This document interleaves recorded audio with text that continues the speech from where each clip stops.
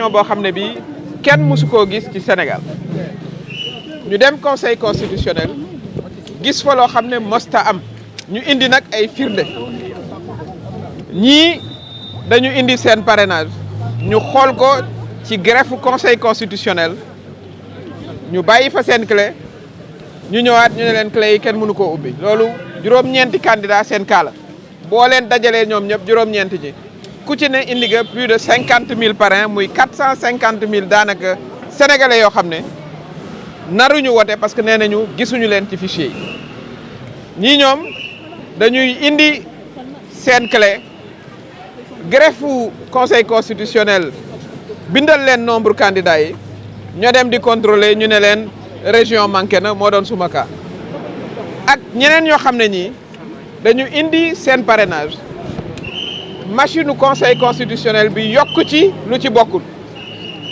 waaye la ëpp nag la gën a doy waar aussi mooy ay tur yoo xam ne yi dafa méngoo ak lu ñu bind machine bi ne la tur yooyu amul kon muy loo xam ne lii kenn mësu koo gis depuis que le Sénégal est engagé ci ay élections loolu nag ñu bokk ko ñun ñëpp fii tey gis ngeen candidats yi fi taxaw yëpp pour vraiment xeex pour que sénégalais yooyu 900 000 sénégalais yooyu bokk ci élection yi waaye ñu nit ñu delloo ñu suñuy parrainage yoo xam ne yi dañu koo sàcc kon loolu dañu koy waxtaane ak képp koo xam ne xaritu Sénégal ga waxtaane ko sénégalais yi bu ko defee ñu continuer suñu plan d'action bien sûr ñun ñëpp def nañ ay recours andi ay preuves ndax dañu yor ay carte d'identité yoo xam ne yi seeni borom ay sénégalais lañu yor ay numéro de carte d'électeur numéro d'identification nationale seen date d'expiration baax ñu dem ca conseil constitutionnel ba ñu ne teg yëpp de côté ne loolu baaxul kooku loolu kenn mënu koo nangu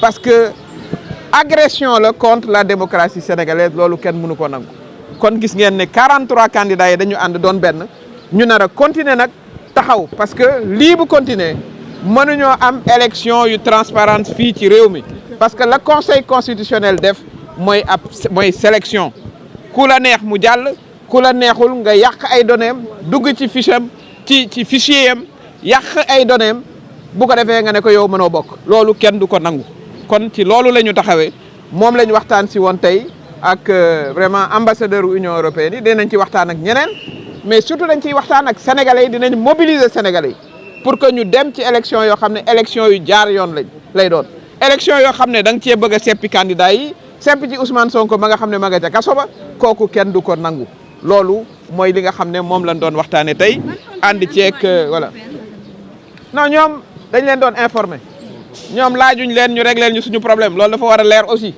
dañuy informer képp ku ñu war a informer parce que ñoom it dañu am rôle bu am solo ñoom ñoo jàppale woon le financement pour la vérification du fichier électoral seen xaalisu seen waa dëkk bokk na ci li nga xam ne moom la ñu defoon pour que fichier bi leer nañ ñëpp d'accordoon ci fichier bu leer tey problème numéro 1 des élections mooy le fichier kenn xamul ban fichier la est-ce que fichier 2017 la ñu jox ñenn ñi est-ce que ñeneen ñi fichier 2023 lañ leen jox ndax quand même loo xam ne lii dañu yor carte d'identité wu électeurs yi ngeen naan newuñ ci fichier bi loolu kenn mësu ko gis kon Union européenne aussi war naa laaj gouvernement Sénégal xaalis bi nga xam ne defoon nañu ko ci fichier électoral bi waaw fan la jaar ba ñuy am ay discussion ci fichier parce que opposition ak pouvoir d'accordoon nañu consensus ci le bon fichier tey le problème de ces élections c'est un fichier boo xam ne kenn xamul lu mu doon kon ñun en tant que candidat yoo xam ne dañoo foqati suñuy parrainage dañoo sàcc suñuy parrainage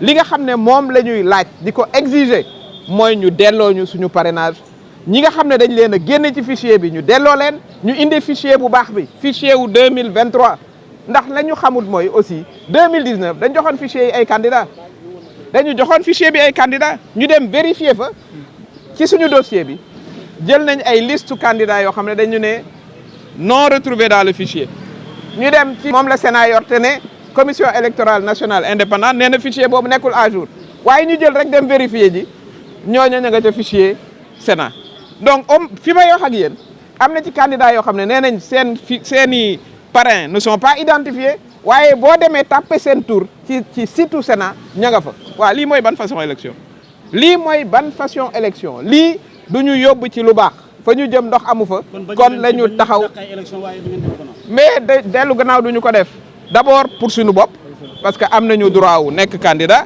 lañ ñu laajoon def nañu ko indi parrainage yu baax ñu jël suñuy clé traficoté ko parce que loolay wax di porter nañu sax ñun ñëpp plainte contre X pour ñu xam ñan ñoo dugg ci suñu clé yi changer suñu ay données ñu yóbbu suñu ay maal def ci ay fiches ñu dindi ay région mais bu fekkee ne da nga ne région nekkul ubbil maal yi nee nañu werante ku kan tekki tubéy la maal yaa nga fa ubbi leen maal yi ñu vérifier donc loolu moo fi ne tentative de hold up loolu duñu ko nangu tey duñu ko nangu suba fépp fu ñu war a dem danañu fa dem lu ñu war a defi dinañ ko def pour que vraiment élection yi jaar yoon ñi war a participer ñëpp participer y compris wax nañu ko ñi nga xam ne ñu ngi ci kaso bi Ousmane Sonko y avait 2 décisions de justice ñu ne nañ ko jox parrainage mu dem di fay fële ci caisse de dépôt et de consignation ñu ne duñ jël xaalisam waaw loolu li muy indi ci élection ëllëg mooy bés boo bëggee dem élection ak bu munti doon moo xam municipal wala législative bu la maire dëkk ba ne doo am parrainage doo am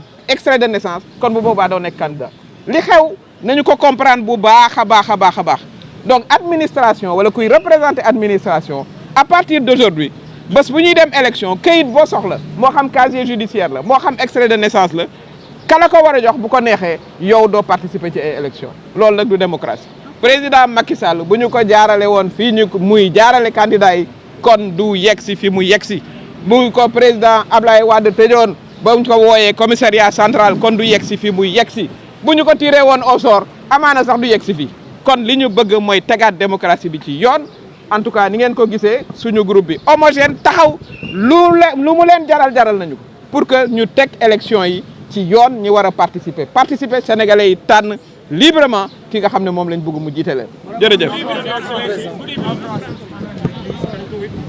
waaw li nga xam ne mooy nous sommes aujourd'hui venus rencontrer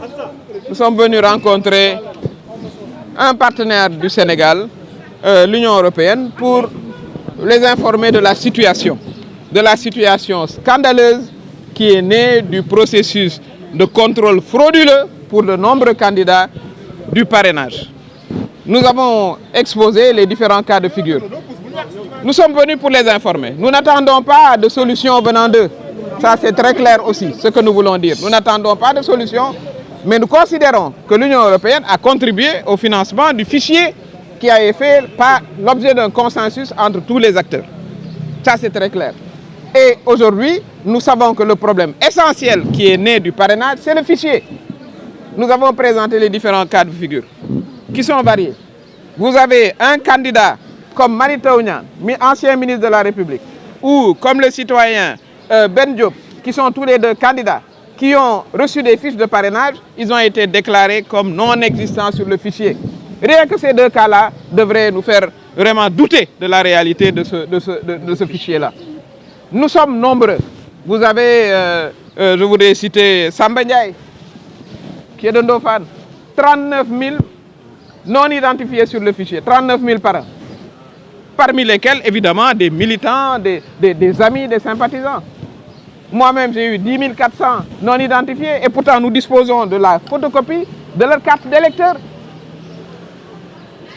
Vous avez aussi le cas de candidats qui sont venus pour la vérification de leur clé USB, certifiée au niveau du greffe. On laisse la clé au greffe, ça il faut le savoir. Les candidats ne repartent pas avec leur clé. La clé reste au niveau du greffe. Ils reviennent 2-3 jours après, selon leur numéro d'arrivée, de tirage au sort, on leur dit que la clé n'est pas exploitable. Donc, voilà des candidats qui se sont donnés à faire le tour du pays, à collecter leur parrainage. 9 d'entre eux, on a déclaré que leur clé, on ne peut pas l'ouvrir, alors qu'on l'avait ouverte au niveau du greffe et que cette même clé est restée dans les locaux du Conseil constitutionnel. Vous avez des individus qui viennent avec leurs parrains. Ces parrains existent, on vous dit, bon, on ne les a pas vus, ils n'existent pas. Ou alors, vous venez avec une liste de vérification qui a été faite au niveau du greffe, sur 14 régions, vous arrivez pour la vérification, des régions manquent, une région manque, c'est mon cas, pour Saint-Louis. Donc tout ça montre que le processus est fallacieux. Il y a un objectif clair de liquider certains candidats. Je voudrais évoquer aussi le cas du député de Mbacké, Cheikh Abdou Bara Dolly, qui s'est retrouvé également avec plus de 15 000 parrains non identifiés, alors qu'il a la photocopie de leur carte d'électeur partout. Est-ce que vous avez déposé un recours? Nous allons tous déposer des recours. Nous allons même faire mieux.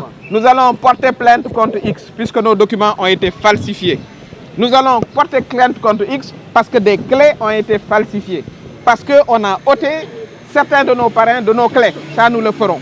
Et nous interpellons vraiment le système de la justice pour qu'elle nous rétablisse dans nos droits. Nos recours seront individuels parce que nos situations sont différentes. Nous apportons des preuves différentes. Mais je peux vous dire ici que nous sommes un groupe soudé de 43 candidats, parmi lesquels certains seront candidats à l'élection présidentielle. On est déjà validés. Mais ils ont souffert également, dans la première phase de contrôle, de tous ces problèmes dont nous parlons. Donc on ne peut pas aller à des élections avec un tel fichier. Pourquoi? Parce que vous aurez 900 000 de nos Sénégalais. Nous avons fait l'estimation. Autour d'une table, nous nous sommes assis à comptabiliser le nombre de parrains non identifiés. Nous qui étions autour de la table, ça faisait déjà 450 000 parrains.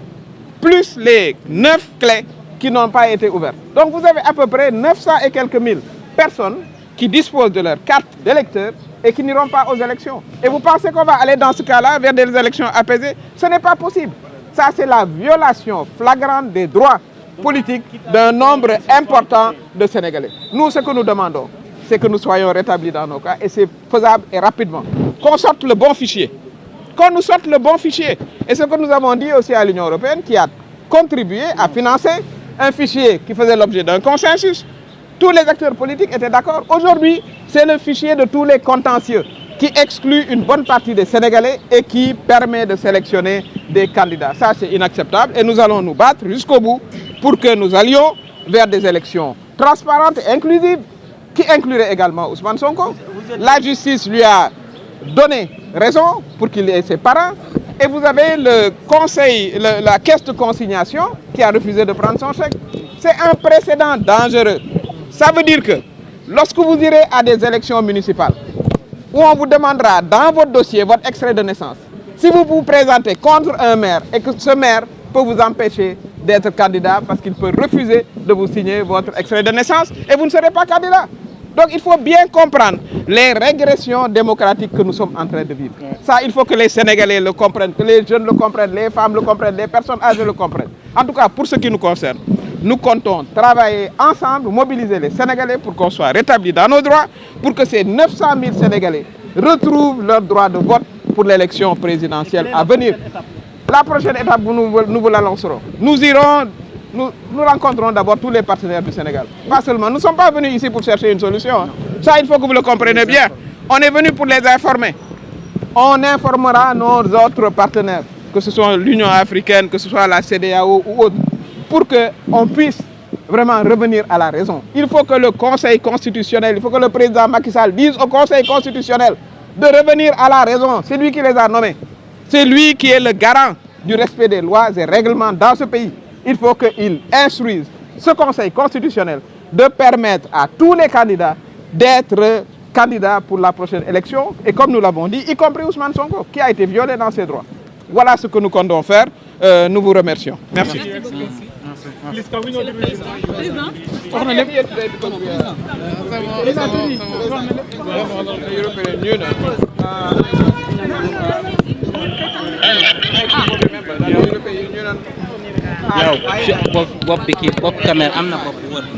And everybody, all the actors, agreed on the electoral fight.